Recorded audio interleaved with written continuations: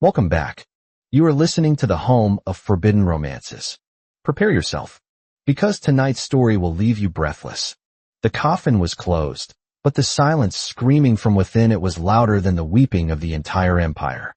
Julian Vane stood before the mahogany casket, his face a mask of porcelain indifference that hid the jagged shards of his composure. He didn't blink. He couldn't. If he blinked, the reality that Archduke Calen Blackwood, the tyrant of the North, the scourge of the rebellion, and the man who had made Julian's life a living hell for 10 years, was truly gone would settle into his bones like rot. Lord Vane. The voice was soft, trembling. Julian turned sharply, his long coat swirling around his ankles like ink in water. It was Calen's head steward, an elderly man with eyes rimmed red from grief. He held a box made of dark ironwood, locked with a mechanism that looked disturbingly familiar. "The Archduke left this for you," the steward whispered, extending the box with shaking hands. "Only for you," he said. "He said you would know the cipher." Julian scoffed, a dry, brittle sound. "A final prank from the grave? Did he leave a jack-in-the-box to mock my intelligence one last time?" "No, my lord," the steward said, his voice dropping to a hush. "He said it contains the truth. He was too much of a coward to speak." Julian took the box. It was heavy cold. The lock wasn't a keyhole. It was a series of rotating rings engraved with astrological signs. Julian's thumb brushed the metal. He knew the combination immediately.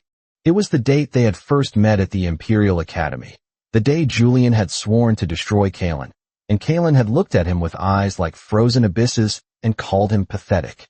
Click! The lid sprang open. Inside, there was no gold, no state secrets, no blackmail material. There was only paper. Stacks of it. Yellowed parchment from a decade ago, crisp linen paper from last week. Dozens of letters, all sealed, all unbroken.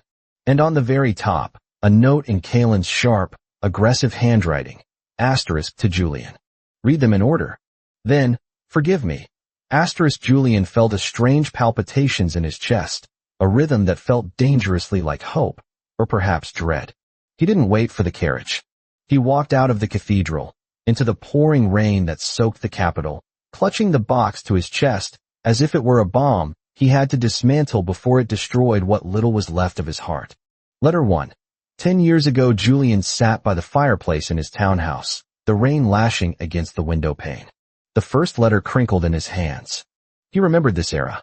They were 18. Julian was the second son of a fading marquis, desperate to prove his worth as a tactician. Calen was the heir to the North, born with a silver spoon that he sharpened into a shiv. "Julian, asterisk today, I called you a waste of ink in front of the strategy professor. I saw the way your jaw tightened. I saw the humiliation flush your neck. You hate me. Good. You must hate me. Asterisk. If you don't hate me, you might try to get close to me. And if you get close to me, the Crown Prince will see you. He destroys everything I touch, Julian. He breaks my toys, he poisons my hounds, and he executes my friends. I saw him watching you during the assembly. He likes your spirit. He wants to break it. Asterisk. I cannot let him have you. So, I will break you first, superficially. I will make you so unappealing, so downtrodden, and so fixated on rivaling me that you will never look in his direction. I will be your villain so you can survive to be a hero. Asterisk. God, you looked beautiful when you were angry today. Your eyes turned the color of storms. I wanted to apologize. Instead, I laughed. I am going to hell for this.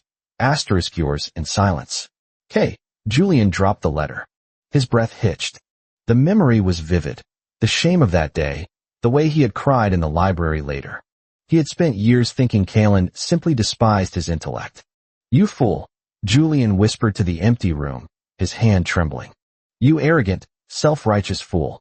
You protected me by destroying me. He reached for the next bundle. Letter 17. 5 years ago this was the year of the Winter Solstice Gala.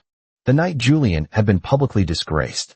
He had approached Calen to ask for a truce, a political alliance.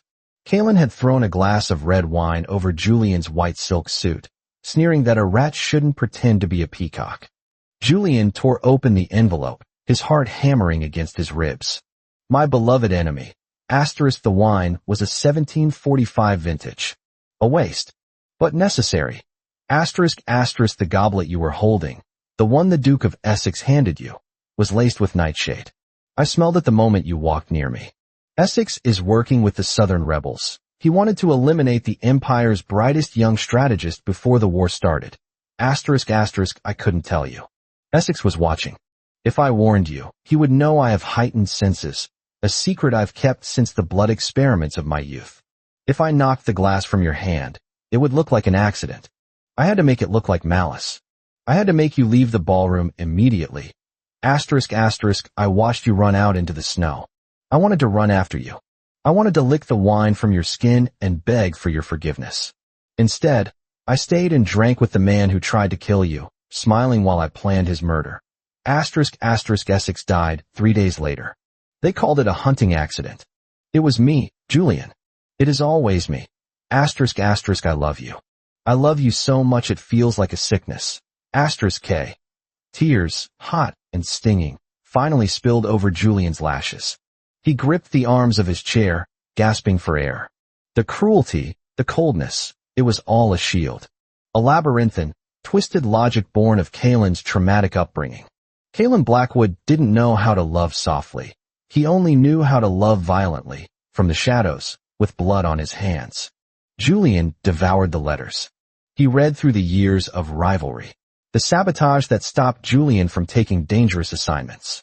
The insults that kept Julian away from corrupt officials. Every moment of pain Julian had suffered at Kaelin's hands had been a calculated deflection from a lethal blow aimed by someone else. Then, he reached the final letter. It was dated 3 days ago, the day before Kaelin reportedly died in a skirmish on the northern border. The final letter, Julian. If you are reading this, the Empire believes I am dead. A skirmish with barbarians. How pedestrian. A fitting in for a brute, they will say. But you are smart, Julian. You are the brilliant mind I have worshipped from afar for a decade. You know that I do not die in skirmishes. I do not die unless I choose to. The Emperor has found out about my bloodline. He knows the Blackwood curse is actually a blessing of the old gods. He plans to harvest me. I cannot stay. If I stay, I will be weaponized, and the first city they will force me to burn is yours. I have to vanish. Truly vanish.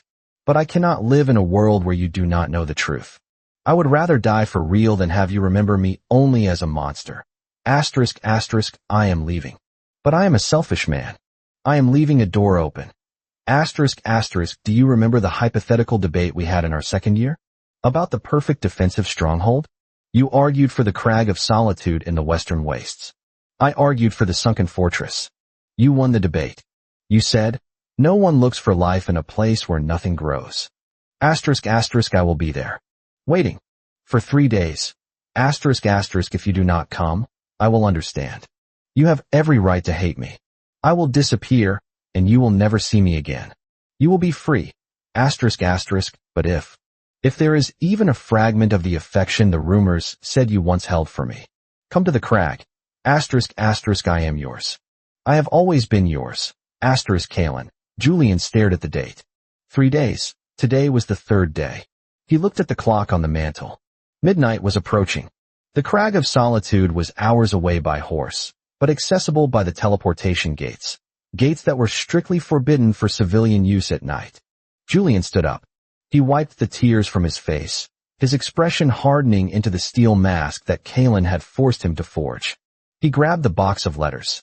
You think you can decide when to leave, Kaelin? Julian hissed, grabbing his coat. You think you can manipulate my life for 10 years, and then just walk away? Not a chance. The wind at the Crag of Solitude was vicious. It screamed through the jagged rocks, carrying the scent of sulfur and ash. It was a desolate, God-forsaken place. Julian stepped out of the unauthorized portal, his body aching from the magical strain. He was alone. The moon was hidden behind thick, bruising clouds. Kaelin, he screamed, his voice tearing against the wind. Kaelin, you bastard. Come out. Silence. Only the howling wind answered. Julian stumbled forward, his polished boots slipping on the shale. You said 3 days? I'm here. I know you're not dead. You don't get to die. He reached the edge of the cliff, looking down into the abyss. There was nothing. Just darkness. He fell to his knees, the box of letters thudding into the dirt beside him. He was too late. The timestamp on the portal, he had miscalculated. The third day had technically ended at sundown. Kalen was a man of his word. If he thought Julian wasn't coming, he was gone. You idiot, Julian sobbed, clutching the dirt. You absolute idiot. I've been called worse. The voice was low, rough, and came from the shadows of a large boulder to his right. Julian's head snapped up. Stepping out from the darkness was a figure cloaked in tattered gray wool. But the hood had fallen back, revealing silver hair matted with sweat and dirt, and eyes. Those piercing, obsidian eyes, that looked wider and more vulnerable than Julian had ever seen them. Kalen Blackwood stood there, alive. He looked exhausted, leaner than before, a bandage wrapped around his neck where he had likely staged his fatal wound. You came, Kalen rasped, sounding as if he didn't quite believe it. Julian didn't speak. He scrambled to his feet, ignoring the dignity he had prized for so long. He launched himself at Kalen. Kalen flinched, bracing for a blow. He raised his hands to defend himself, expecting Julian to strike him, to curse him, to scream. Instead, Julian slammed into him, wrapping his arms around Kalen's neck and burying his face in the rough wool of the cloak. The impact nearly knocked the weakened Archduke over, but Kalen's instincts kicked in, his arms automatically coming up to catch Julian, holding him tight against his chest. You are a liar, Julian muffled into Kalen's shoulder, his body shaking with sobs. You are a manipulative, arrogant, controlling liar. Kalen buried his nose in Julian's hair, inhaling deeply, his entire body trembling as the tension of 10 years finally snapped. I know. You hurt me, Julian accused, pulling back just enough to look Kalen in the eye. The rain began to fall again, plastering their hair to their foreheads. You made me feel worthless. I had to, Kalen whispered, reaching up to touch Julian's cheek with a gloved hand. His touch was reverent, terrified. If I hadn't, you would be dead. And I could not survive a world without you in it. You don't get to decide that for me, Julian said, his eyes flashing with a dangerous fire. From this moment on, you don't keep secrets. You don't protect me from the shadows. If we are doing this, if you are dragging me into your exile, we do it as equals. No more letters. You say it to my face. Kalen looked at him, mesmerized. This was the fire he had fallen in love with in the Academy library. This was the spirit he had tried so hard to preserve. Okay, Kalen breathed. Okay, as equals. Good, Julian snapped. He grabbed the lapels of Kalen's cloak and yanked him down. The kiss was not gentle. It was a collision of teeth and desperation, a decade of suppressed longing exploding in a single moment. It tasted of rain, salt, and the iron tang of blood. Kalen groaned, a sound of pure surrender, and deepened the kiss, his hands gripping Julian's waist as if he were the only solid thing in the universe. For 10 years, they had been enemies. For 10 years, they had been dancing around a fire that threatened to consume them both. Now, as the rain poured down on the desolate crag, the Archduke and the strategist finally stopped fighting the war between them and started fighting the war against the world. Julian broke the kiss, breathless, his forehead resting against Kalen's. So he whispered, "Where do we go now? Since we're both dead to the Empire." Kalen smirked, the first genuine smile Julian had ever seen on his face. It transformed him from a tyrant into a man. To the south. I hear the weather is better for plotting revenge. Julian laughed, a wet, breathless sound. Revenge can wait. Take me somewhere dry. And then, read me the letters you didn't send. Kalen kissed his temple.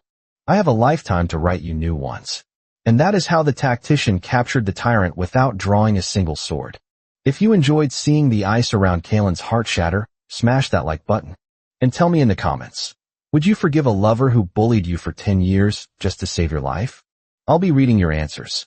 Subscribe for the next chapter. Until then,